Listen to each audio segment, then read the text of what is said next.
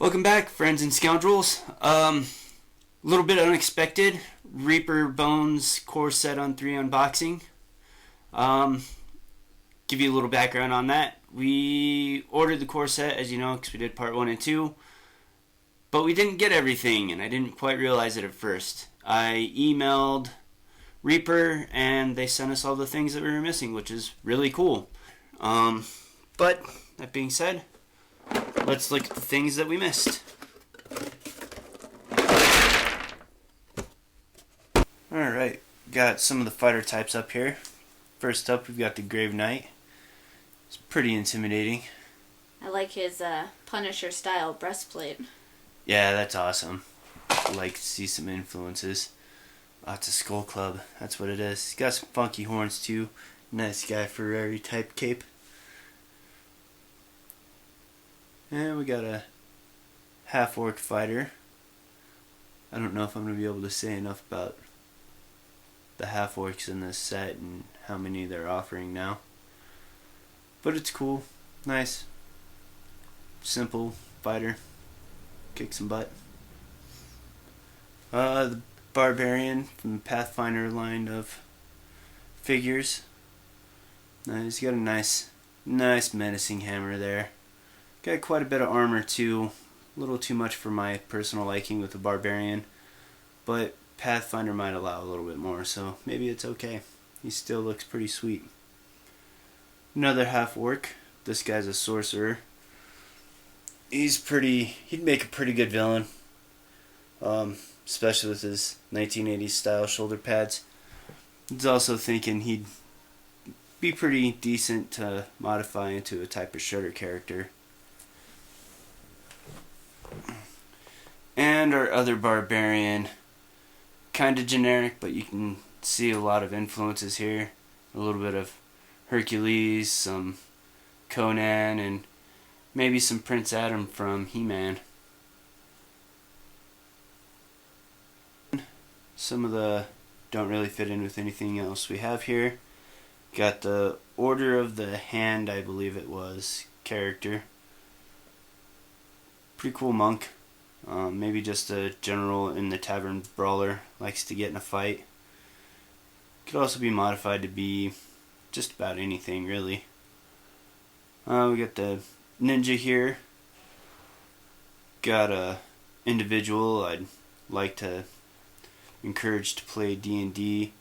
I think this figure might be the one to do it. Could be a potential Deadpool type character. I think it's a woman though.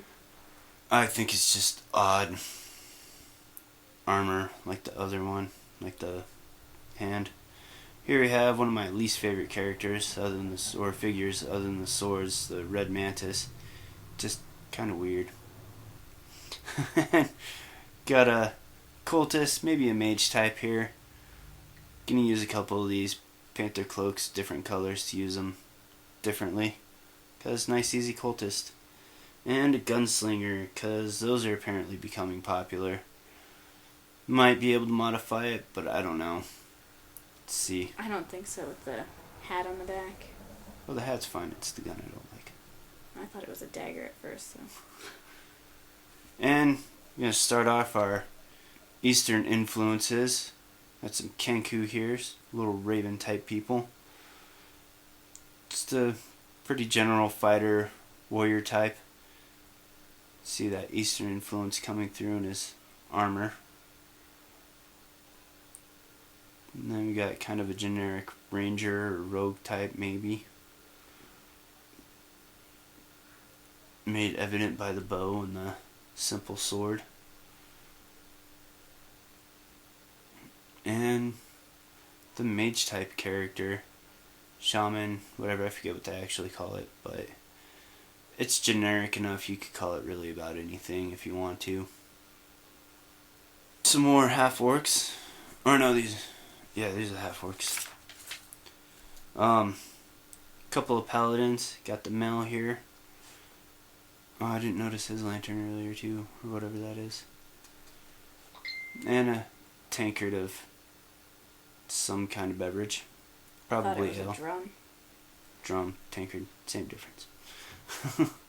And the female, pretty cool mace, holding some kind of lantern. Probably got some divine influence on it to ward off some undead or keep away some form of darkness.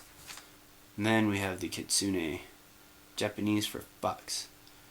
I was originally hoping these were cat people, but with all the hype around the tabaxi lately. These are my favorite, though. I've got her playing as a druid, because I'm thinking those are component pouches on her belt. Yeah, could be.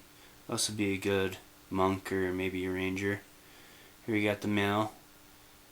Kinda standard fighter type. Could pass as a ranger maybe.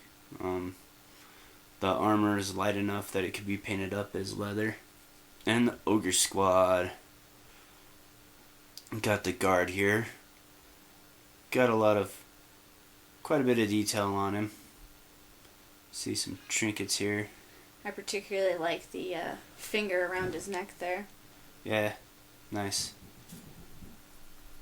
collection of things taken from enemies. Tokens. I forget what I call them. Trophies. Trophies, that's it. Trophies. Here's the Smasher. He's also got a good collection of trophies that he's taken from people. Kind of see it there, patch over his eye. That would be fun to explain in a story. A little bit different garb, but he is ready to smash some skulls. Last but not least, the Clubber. I like the scarring on his stomach here. It's a good detail. He's got a few different trophies. Looks like he preferred to take some jewelry. There's that hand in his pouch there. And a couple other little oddballs. Here's the troll, also from the Pathfinder line. This one and the second one we got, they seemed a little bit wonky on their bases, leaning off to the one side pretty good. He's kind of hard to stand up. But he's got a face only a mother could love. That he does. He'll be fun to paint with all the marks and potential boils all over him. Be a nice challenge. And the Oni, another Eastern influenced monster. Kind of a demon in Japanese lore, not so much in Dungeons and Dragons. But they do like to creep around. They can take a human form for a disguise, and they like to eat children. And the were creatures. Got the gorilla here. He's holding the spear. It's a little offsetting to me because I typically think of a lycanthrope or were creatures being more animalistic and not using any tools. Otherwise they become more of a humanized form of the animal rather than the other way around. Good old classic werewolf. Never go wrong with those. Pretty popular, and he's very angry. Obviously. And a wereboar. Another one I think is a little bit weird, but not too bad. Be easy enough to fit in the world. If you want to. Charging in for action. And you see he's got some gaps to fill too. He's got quite a few of them. So did the werewolf. Yeah. Here we have the town folks at the halfling cook. It's kind of nice seeing them get away from the normal human sculpts that people use for town folks. Because every town's made up with different races. You got the dwarven butcher getting ready to slaughter up some bacon. I like the stitching on the back of his vest. Yeah, there's a lot of detail that went into some of these. It's the tiny details I like best, like the vines on the stump there and the design in her anvil. Yeah, the elven blacksmith. Hopefully this means they're thinking about making some elven townsfolk to go in an elf settlement or something. Got the Inquisitor here. Looks like he might be carrying a couple weapons, but He could also pass as some kind of traveling lore master or something. And a dwarven brewer. He's breaking that golden rule of not sampling your own stuff. Because, dwarves like to drink and can't make money if you drink it all. If this was Game of Thrones, it could be deadly. It could. And one of my oddly favorite ones is the half-orc merchant. Looks like a guy who'd follow the group around and try to resell them the stuff that he buys from them. Alright, so that was what we got, the rest of the Reaper's Core 3 box set.